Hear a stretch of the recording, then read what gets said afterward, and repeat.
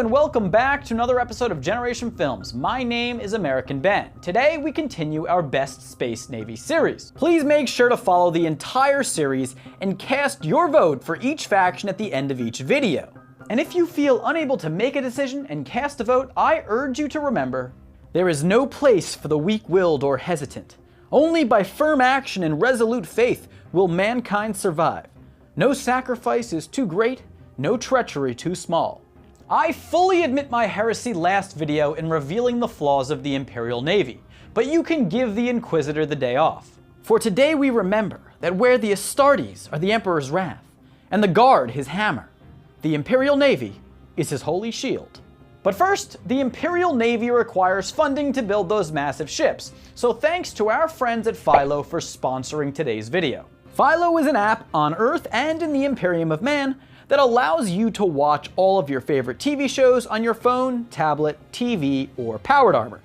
From the comfort of your choosing, whether it be your living room or the edge of the Eye of Terror. Philo gives you 43 channels for only $16 a month. And if you sign up now using the link in the description, you can get a week free and 30% off your first month by just supplying a phone number. And so if you're tired of those big TV package deals that offer you a whole bunch of heretical channels that you despise and that slander the Emperor, please click that link in the description for a better future and to support Generation Films. And we thank you for doing so, and one more thank you to the folks at Philo.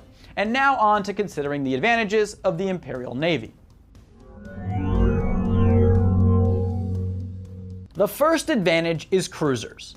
In the flaws video, we took some time to criticize Imperial Navy battleships for being slow and cumbersome, and for the expensive resources required to build them that makes them a rare sight.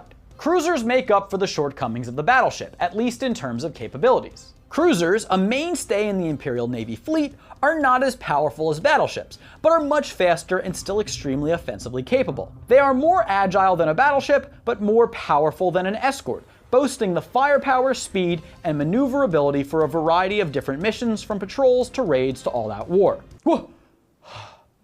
Whoa. Sorry. Thought Sly Marbo was behind me for a second. There are a variety of different types and classes of cruisers, but they usually are between 4 and 6 kilometers long and can hold anywhere between 10,000 and 1 million crewmen. Light cruisers favor speed and maneuverability, while heavy cruisers favor defense and firepower. Then there's the more antiquated Grand Cruiser that is a solid mix of a cruiser and a battleship and can be used in a range of ways, from heavy raider given its speed to flagship. The next advantage to talk about is what I believe might be the advantage that separates the 40K Imperial Navy from all other space navies: the battle fleets of Segmentum Obscurus. Why is it that a small country like Israel, for instance, is so advanced in terms of its military capabilities? Well, it exists in close proximity to many threats, and this has driven them to focus on developing their military throughout their history. Segmentum Obscurus is the home of the Eye of Terror, a warp storm and warp rift of psychic energy 20,000 light years across that houses the largest concentration of the forces of chaos in real space. The most malevolent and abhorred demons of chaos break free into real space constantly from the Eye of Terror. The Bastion fleets, Cadia, Agrippina, Scaris, and Corona, and even to a degree Battlefleet Gothic, exist in a perpetual state of warfare. They eat nightmares for breakfast, darkness for lunch, and death for dinner. And that's on a good day. This constant state of hell has led these fleets to become the most hardened, the most prepared, the most adept in the Imperium of Man. The Bastion fleets put the shield in Holy Shield. Battlefleet Cadia guards the Cadian Gate, the literal exit of the Eye of Terror. Can you imagine if they had the luck of trading universes with navies from other science fiction franchises? The Galactic Empire would be the equivalent of a luxury vacation for the 40K Imperial Navy after dealing with the abominable and corrupting forces of chaos that spill forth from the warp's rectum to poison the hearts and minds of man, tearing him apart from both the inside out and outside in.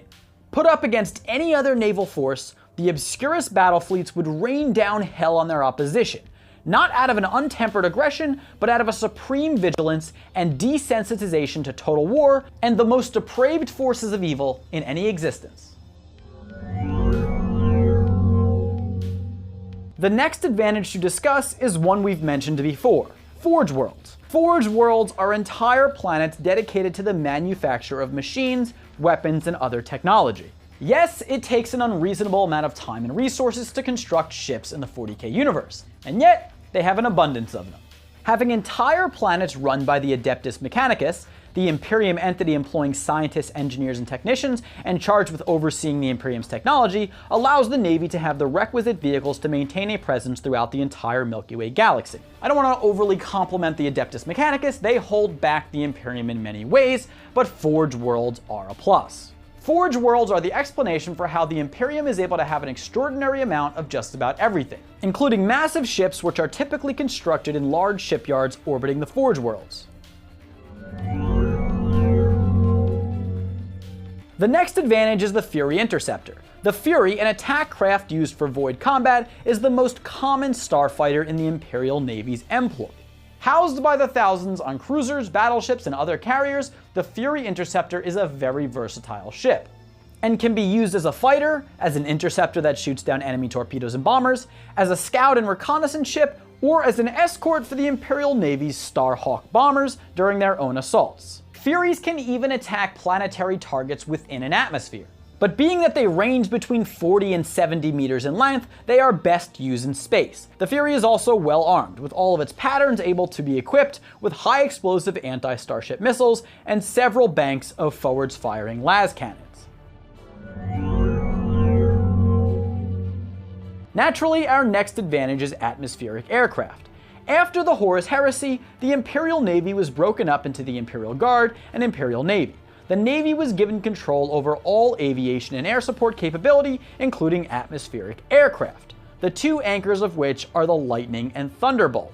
The Thunderbolt is the flying man's aircraft. It's gritty, well-armed and armored, and altogether well-rounded.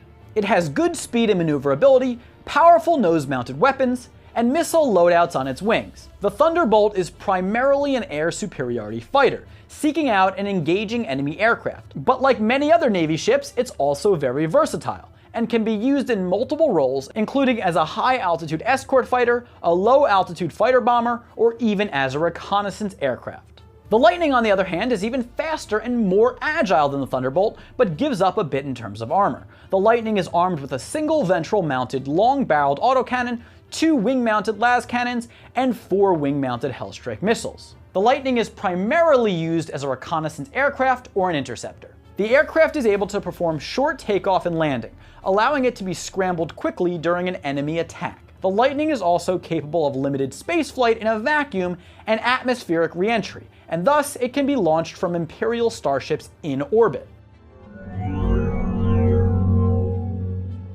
The next advantage is astropaths. I know we previously hated on the Imperial Guard for a lack of communication technology, but most space forces would face difficulties in trying to communicate between the millions of planets and ships encompassed by the Imperium across the entire Milky Way galaxy. At least the Imperium of Man has psychic beings called astropaths, who make such communication possible. Astropaths use their telepathic abilities to carry out superluminal communication and thus link mankind throughout the galaxy. After being honorably selected/kidnapped into the Imperium's employ, they are then dutifully trained/tortured in order to better resist the forces of chaos in a process called soul binding. This allows the astropaths to enter their minds into the warp and transmit communications throughout the galaxy in an instant without being corrupted by the evil forces of immaterial. In terms of the Imperial Navy, warships often have a chief astropath along with an astropathic choir on board who are responsible for maintaining adequate long-range communications. That said, they can do more than just long-range communication. They have many other advantages they add to a naval crew as well, such as the ability to control the minds of gunners on enemy ships, or the ability to dull their own crew's primal instincts to make them fearless, earning astropaths the nickname Vodka of the Skies. The next advantage is navigators. Navigators are human mutants who possess the navigator gene, giving them the ability to navigate starships through warp space. Navigators have a third eye called a warp eye on their foreheads, which allows them to sense the tides of the warp. As we discussed in the flaws video, naval crews can't detect the spatial movement of warp space once their ship is inside the warp. Thus, without navigators, warp travel would be nearly impossible, and the Imperium would likely fall. Navigators can also live up to 400 Terran years, and as they age, their abilities increase in power. Now, navigators aren't only an advantage because of the warp. All space navies have to deal with some form of warp space or black holes, and navigators could most likely direct ships through any such entity and more. They are basically the 40K version of the smartphone.